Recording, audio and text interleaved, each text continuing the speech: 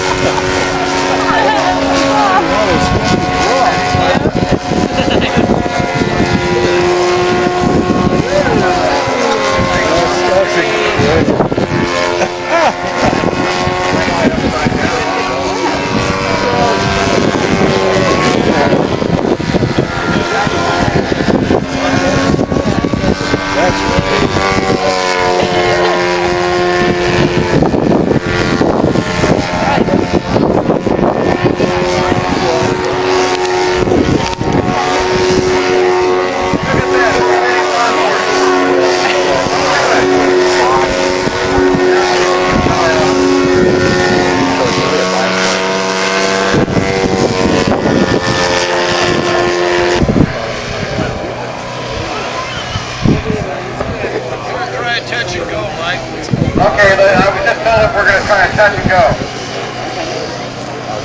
That's where we get the alien spot in the ground.